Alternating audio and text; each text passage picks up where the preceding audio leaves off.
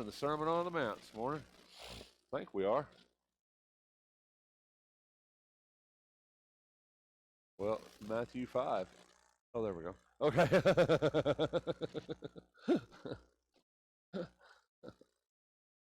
Talked about the Beatitudes a little bit, and then started getting into this idea of being the salt of the earth. Talking to these people who didn't feel that way, of course. They were, most of the people in Galileans and Galilee, that wasn't it's kind of a looked down upon district. We know that. It was kind of scorned a little bit as being uneducated. They were fishermen. They were people who weren't, kind of in the top of the religious crust for sure. And yet Jesus here says and tells them, he says, you're the salt of the earth. But if you lose that flavor, and we do that, don't we? How do we lose our saltiness? How do we lose our flavor? What happens to us? Life, that's right. Life happens to us, doesn't it? When you're young, you're all full of spite and ready to take on the world, and but when you get older, you kind of lose a little bit of that, don't you? It's hard to get back to that sometimes. Life beats you down, right? The things of life beat you down. And Jesus says that, we are the salt of the earth. And if we ever lose that, how can we get it back, right? It's hard to get it back. But life does beat us down, and that's the truth. And the older we get, the more that's the case. And sometimes we really have to, almost force ourselves to be a little bit salty again, to get kind of back on that edge, because life does tend to beat us down. He says, you're the light of the world. Those two things go together with Jesus, the salt of the earth and the light of the world. You're the light of the world. And that's a really huge idea. Light is so powerful in darkness. And the idea of a Christian shining forth and a Christian being light in a dark world is something that we really need to be. We need to do that. People need to be able to look to us in the darkest times of their life and say, what do they have? What about them? What about their connection to God? What about the things that they do? We should shine forth that way, even in our darkest hour. The Scripture says to rejoice always. And again, I say to rejoice, Paul says. The idea of rejoicing, even in tribulation, even in suffering, even in persecution, to rejoice. People notice that in our lives. People notice that in who we are. And we can become a light in a dark place. I often think, it's funny, every time I think of this, it's kind of a weird, well, it's not really weird, but every time I think of this passage, I think of J.A. Riley. I don't know who you knew J.A., but I always think of Riley when Glenda was sick in the hospital in Tulsa, and she was in there for a long, long time, a couple, 3 months. I can't remember. It was a long while. And, Riley made his little camp out in that waiting room up at St. Francis, and I can still remember that. And, Riley, he kind of became the light in that dark place. I mean, I think a couple people were baptized because of him being up there, and he was a go-to guy. Everybody called him. People on the floor knew. They'd call the waiting room. They'd get him. He would go find out what was going on, let them know. He just became a real light in a really dark place. And I think that, that's what God calls us to do. And, I think as Christians, that's what we have to be. And I think the world notices that. The world notices a difference in you. When you respond differently than the world, and that's what Christians are supposed to do. That's exactly what Jesus is saying.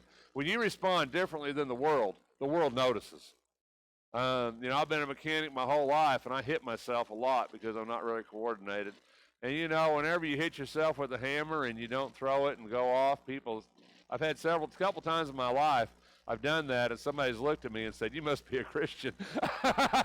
So, when you act different than the world, the world notices. And I think that's what Jesus is saying. He says, let it shine in such a way that they may see your good works. But the part we miss is the next part. And glorify your Father. What we do, if it's just for us, what good is it, right? If the good works we do just reflects on us, then what does that do us? It doesn't do anybody any. It doesn't do God any good, that's for sure.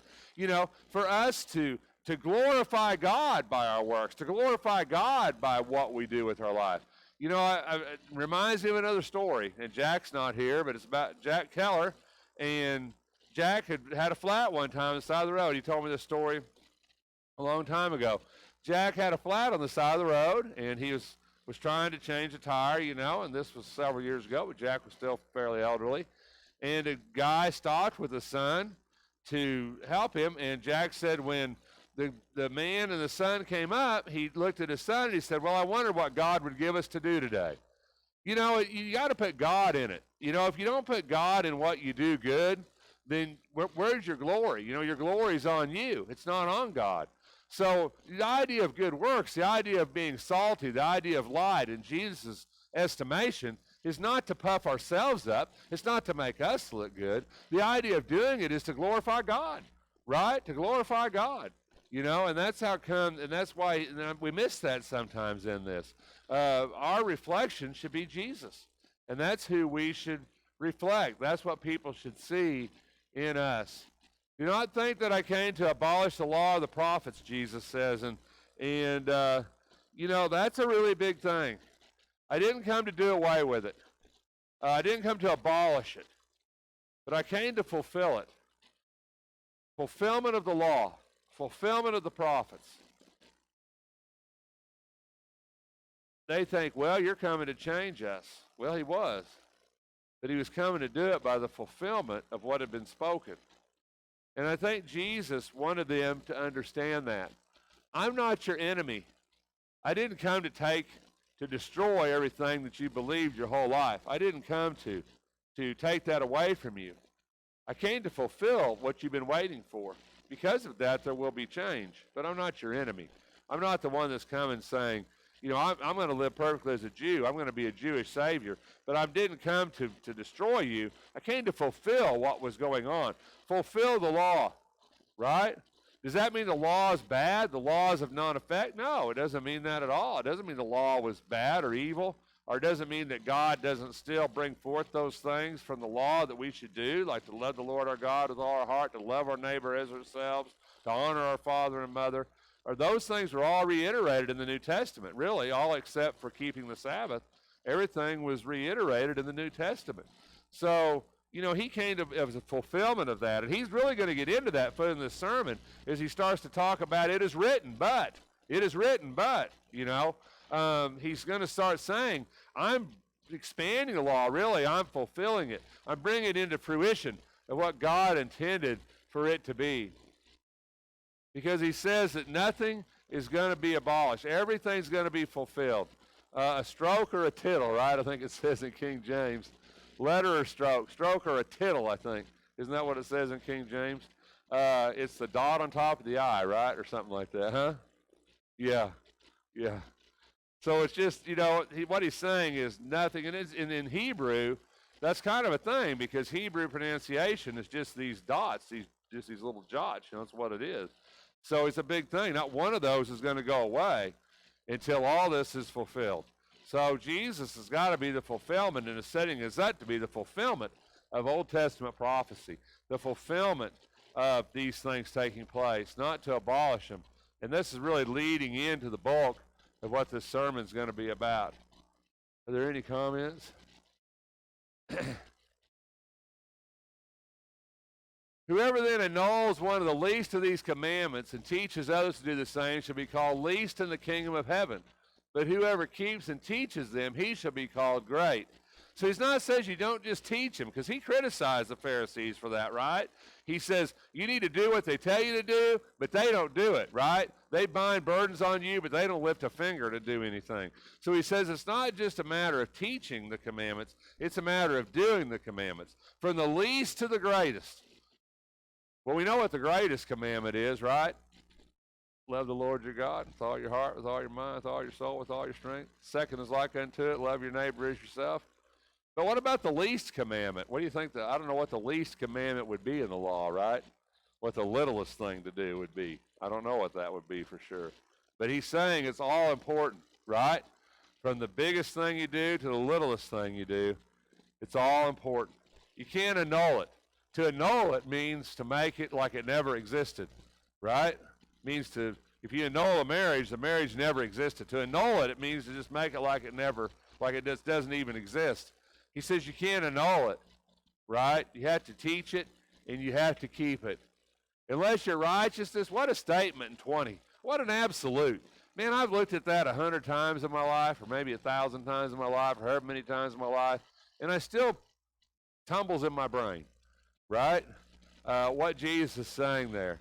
Unless your righteousness exceeds it, right? If you turn the verse around, which is what I do in my mind a lot, the verse says, for unless I say to you, unless your righteousness surpasses that of the scribes and Pharisees, you will not enter the kingdom of heaven. If you turn the verse around, it says, if your righteousness is that of the scribes and Pharisees, you're not going to go. The scribes and Pharisees aren't going to go. Yeah.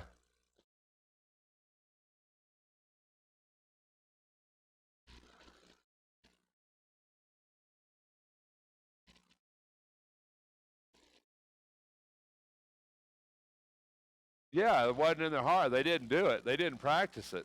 But I still think those people in that crowd were like, man, don't you think? I mean, because they probably looked at the scribes and Pharisees like these guys are the best of the best, cream of the crop.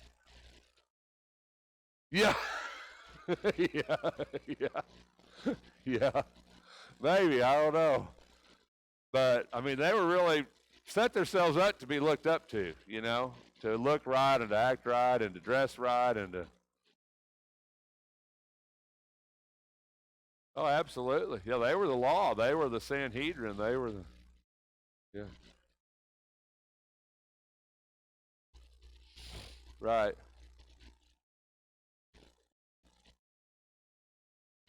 Yeah.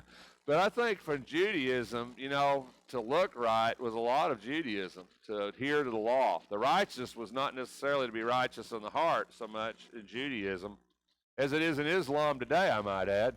It's not so much the righteousness of appearance of the heart, it's the duty, it's the work, it's the adhering the law, keeping the law, you know. Not so much the reason you do it, it's just that you do it, you know, and that you put on that show regardless of what's going on.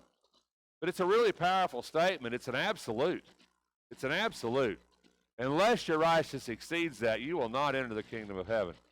Like you say, it's a heart thing. I mean, I understand that, where it comes from. But boy, what a huge statement for Jesus to make. And, you know, I often think in that crowd, those scribes and Pharisees were there. They were there. They heard exactly what Jesus said when he said that. You know, well, what was their response to that, right? Yeah. That just was going to step up the hate level a little bit more, right? They're after Jesus a little more after that statement, right? So it's a good thing we didn't have CNN and Fox News back then, right? They would have reiterated this thing about 465 times in 955 different ways, right? You know, and they would have analyzed this from 100 perspectives, but they heard him. You know, they didn't have to repeat it. They heard exactly what he said. And it didn't set well with them. It wouldn't set well. Why would it, right? Basically, he's saying you're not going to enter the kingdom of heaven. Even though you appear like it, you're not going to do it. And then he starts saying why, right? Why? We do it right. We don't murder, right? We don't commit adultery. We don't, right? We don't do those things. Then Jesus says, oh, but listen, this is the hard part of the Sermon on the Mount. We're getting into the hard part of the Sermon on the Mount. The ancients were told, you shall not commit murder, and whosoever commits murder shall be liable to the court. But I say to you, everyone who is angry, listen to what this says. Because sometimes we kind of read over this quick because we don't like to hear what it says, you know. If you don't like to hear what something says, you read real fast to get through it, right? And then you don't have to think that much about it. But he says, if you're angry with who? Number one, who? Your brother, doesn't he? You know, this is a very pointed sermon, very pointed idea. Who are we talking about? Your brother. Who's your brother? Well, we'd say our other Christians, right? Who's Jesus? But he's talking to Jews. So when he says your brother, other Jews. You know, now we could go forward and say, oh, well, we could go to the parable of the Good Samaritan, but that hasn't occurred yet, right? The parable of the Good Samaritan hasn't been taught yet. So to these people here, this crowd, this audience, when he says your brother, they take that to mean fellow Jews, those around them, their brothers. So I think, contextually in the sermon, that's what he says, and that's what he's going to key upon. He says, you'll be guilty before the court. Why is there levels in this? Whoever says you good for nothing shall be guilty before the Supreme Court, and whoever says you fool shall be what? Guilty enough to go into the fiery hell. That word's only, 3 times in the New Testament? Gehenna is that word, right? The burning place of refuge outside the walls of Jerusalem is what that really means there. Gehenna, the valley of Gehenna, which is where in Hosea's time in the Old Testament, that the pagans or the Jewish who went to pagans sacrificed their children to the god Moloch. So Joash desecrated it and made it a garbage dump. So that's where they burned animals and people that were criminals that they didn't bury, and the refuge from the city, and the fires never went out. That's the reference here. That's Gehenna. That's really what that means. That's the word here that's being used. Gehenna, this valley outside of Jerusalem. That's kind of the idea of punishment or hell kind of comes from that. So he says you're guilty of that. So why do we have 3 different levels here? What's the difference? And when we say you fool, which we talk about that a lot, but basically I don't know that we have a good English interpretation necessarily of what that means. Basically it means you're empty in soul and mind is kind of what it means. Basically it means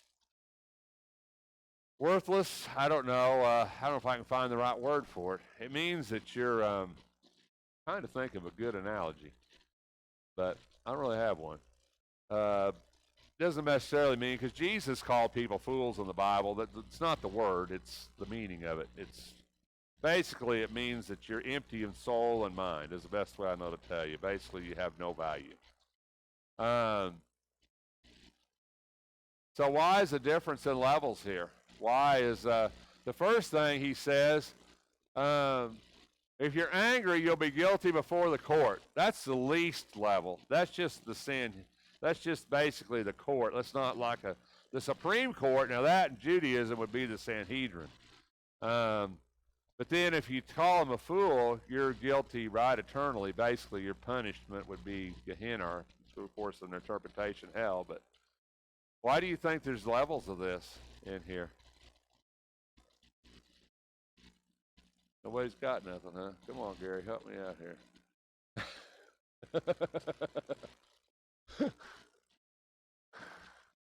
Are there levels of punishment?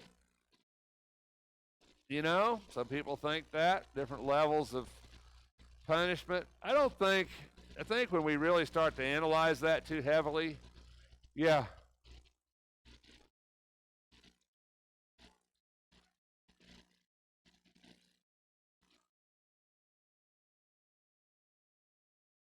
Right. Talking about Jewish law. Yeah. Well, number one, the Bible, in the Old Testament, it says you shall not commit murder. There's a difference between murder and killing. We talked about that the other night, right? Murder is what? Murder. What's the difference between murdering someone and killing someone, technically? Right. Murder is premeditated, right? Yes. Yeah, you don't accidentally murder somebody, right? It's intent. If you murder someone, it means you intend to do it. What's the precursor generally to the intent to murder someone? Anger. So Jesus is focusing not on the result, but on the cause, right? Is what he's doing. And throughout this, that's what he's doing. He's focusing on the cause of what happens, not the result. Judaism says you shouldn't murder someone. Jesus says if you're not ever angry with anybody, chances are you're never going to murder anybody. Right? In other words, anger is the emotion that leads us towards other things. If you're angry with your brother, if you're just angry with him, then a mild anger, irritation, right? Then that's one thing. But if you take that to the next level, in other words, where you're maybe physically angry with him, verbally abusive, that's kind of the next level of anger, where we actually start to manifest our anger to someone. You can be angry with somebody in passing. Well, I wish I hadn't done that, or they always do that, or whatever, and you kind of let that go. You can be angry to the point with somebody that you say something to them, right? That maybe it becomes an argument, maybe it becomes a heated argument, and you can be angry to the point of someone that it becomes physical, right? That finally that's manifested in the fact that we're going to go to fists or whatever. It's going to be physical. So anger does have levels.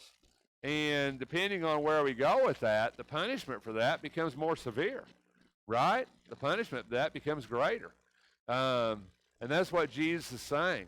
So if your anger gets out of hand, eventually it's going to condemn you because you're going to do things that are going to be condemnable. You're going to do things that are going to condemn your actions, are going to be condemned. If he goes far enough and you murder someone, well then, of course, that's really a bad thing. But Jesus is saying, where does it all start? It starts in my heart. It starts inside of me. It doesn't start. When I get to the point with someone that I'm going to yell at them, or I'm going to get physical with them, or I'm going to be abusive to them, or sarcastic, which that's kind of my mechanism, is sarcasm. If you know me, I'm a very sarcastic individual sometimes. I'm really sorry about that. Just kind of flows out of me sometimes. I don't know why. But if you get to that point with people, then you're starting to cross that line. You're getting to the point that it's going to be an issue.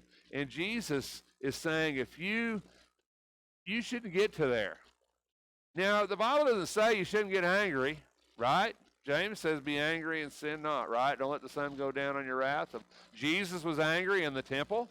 There is such a thing as righteous anger. There is such a thing as righteous indignation. That is a thing, and that's all right. The Bible doesn't condemn it. The Bible knows anger is part of our nature. God knows us. God created us. God gets angry. Do you agree with that? The Old Testament backs that up. God gets angry. So anger is part of us. Anger is part of us. But anger that inflicts harm upon other people because of our selfishness, because of our justification, is not godly anger. Godly anger is anger that affects change, positive change, and it's anger generally, in a biblical sense, angers us because it angers God. Sin should anger us, right? Injustice should anger us. These social ills should anger us. We should be angry that the world is how the world is. But how do we do that? How do we respond to that anger? So Jesus is talking here about selfish anger, unrighteous anger, indignation, when I'm wronged, when I'm hurt, when I lash out against someone, my own anger, my selfish anger. That's really what we're talking about here. And when I do that, that leads to an issue. It's directed towards a person, an individual, not necessarily a situation or an occurrence, but towards an individual. When Jesus went into the temple and was angry in the temple, Jesus didn't come in and point at that one vendor and say, boy, I've had it with you, right? Jesus went in and said, I'm angry with the whole situation. I'm angry with the whole thing. Not at you or you or you, but I'm angry with all this because this isn't right. And if this is directed, if it hit you, then so be it. But, right, I'm not hating on you. I'm hating on what's going on here. I'm hating this is against God. And we can do that. But the truth is that when it's selfish anger, anger directed against an individual, we need to evaluate where we're at with that. Jesus says we can be guilty, condemned because of the intent of our heart, not because of our action. And that was foreign to the Jew. The Jew didn't believe that. They believed that it was all about the action, all about what I did. Judge me by what I do, not by how I think, not by how I feel, not by my intent, but judge me by what I actually do. And if I can control what I do, then I'm righteous. And Jesus says, no, you're not. Jesus said, just because you can control your action doesn't mean that you can't be held accountable by God for your intent of your heart. That's a really hard thing, big thing for us. Yeah.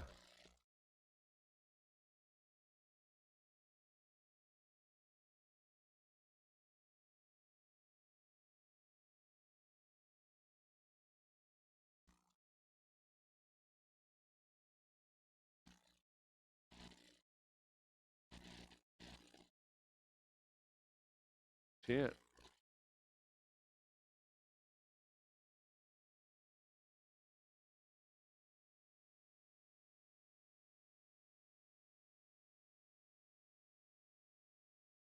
Right.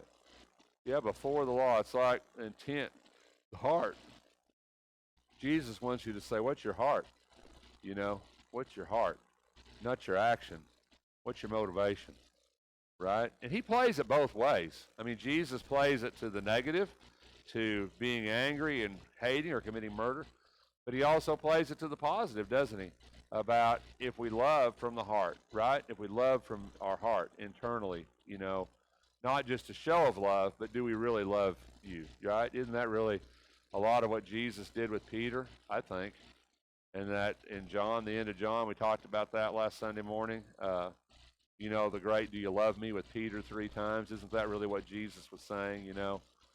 If you love me, then show me. You know, if the intent of your heart is love, then it should manifest. So I think Jesus plays it both ways, the negative and the positive. You know, what's our heart compelling us to do? You can appear to love someone and really not. You can do good to someone and not out of love. You can do it out of duty. You can do it out of respect. You can do it because you're forced to do it, or maybe even fear. But to really do something good for love, that's different in God's eyes. So, right, beyond the law, right, beyond the law.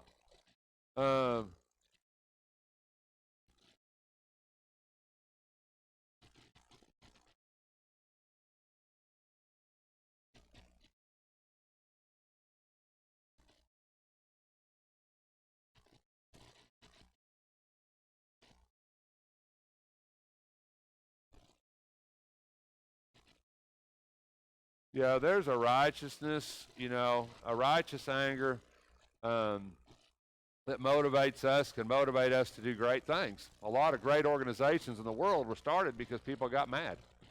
I mean, that's plain and simple. Mothers Against Drunk Driving. I mean, that started because people got mad, right? You know, anger doesn't necessarily always produce unrighteousness or always produce what's wrong.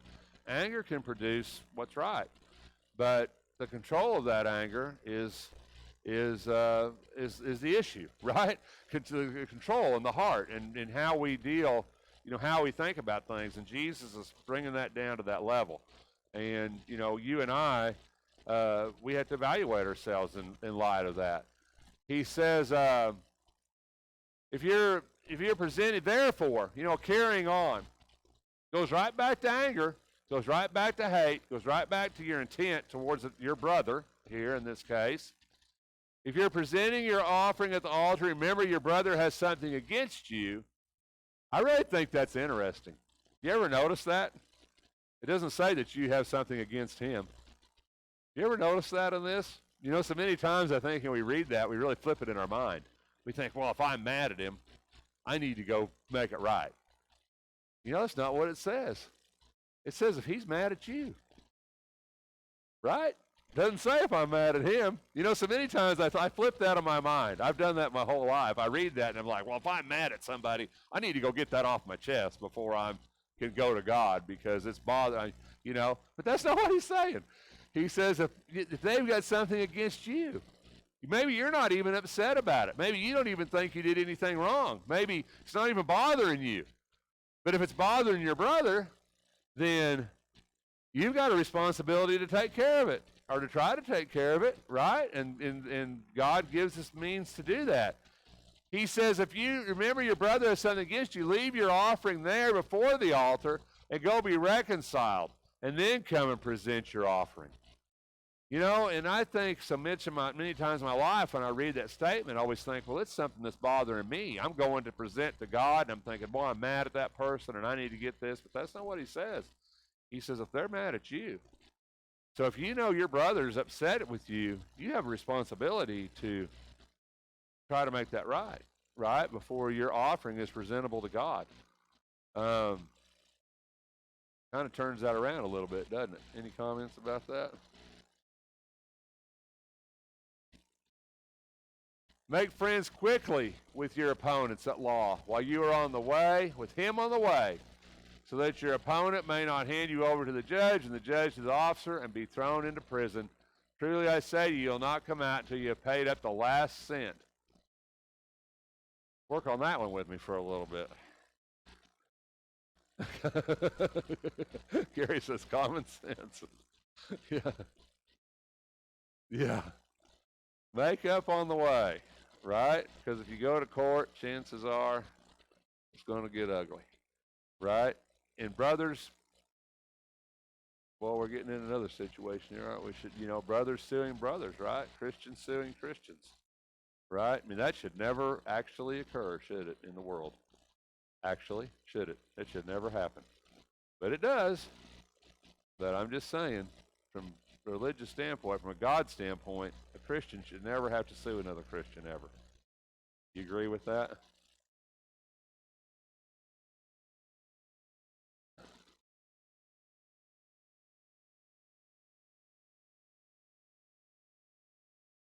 Right. Right. Right. Yeah, there's situations where it's out of your control. But as far as an individual Christian, if they're both truly Christians, yeah. Yeah. So he says we should try to reconcile. Matter of fact, Paul says, wouldn't it be better if we were what? It'd be better if we were wronged. Isn't that what Paul says? Wouldn't it be better if we were wronged? What Paul says, right? So, huh? That's exactly what he says. Sometimes you just have to take it, you know? Never said Christianity was easy. Right? Sometimes you're better to be wrong than to cause a problem, right? Sometimes you don't have to be right. Sometimes if you're wronged and that saves a church or saves a congregation or saves a soul, then so be it. Take the hit, right? I believe this. I totally believe what's said here. And not always easy to do. Sometimes it costs you money. Sometimes it costs you time. Sometimes it costs you sleep. But I believe it's for the best. I do. Division was something Jesus always was against.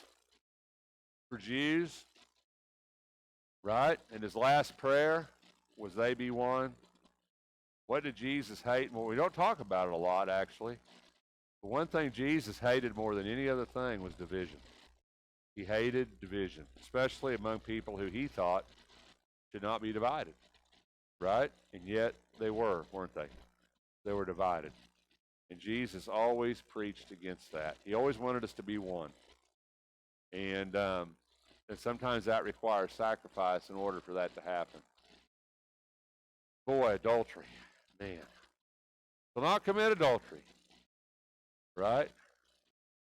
Adultery to a Jew is a physical act. Generally to us, it's considered the physical act. Jesus says, whoever looks at a woman with lust has committed adultery with her in his heart. Funny, he didn't say anything about women, but I think you could flip it both ways, right? So the truth is, Jesus says, as with murder, it starts with anger. It starts in our heart.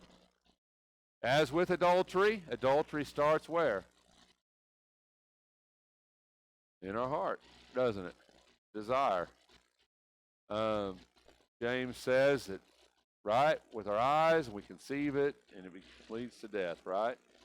Sin is conceived. When sin is conceived, it brings forth death. But it starts with our what? It starts with our lust, it starts with our passion, it starts with our desire, our pride. The three great sins, right? Pride of life, lust of the flesh, lust of the eyes. The three great root sins of basically all sin are those three things. And Jesus says, And I've often heard people, they tear this apart 1,000 ways. It means to look at woman and to desire her so much that you'd want to, and that's true. It means it's the intent of looking at a woman with a desire that says, yes, I want to attain that. And it can go either way, I think, woman or man. I don't think, although here it's gender specific, but I mean, this can go both ways. You got to remember the society this was in. But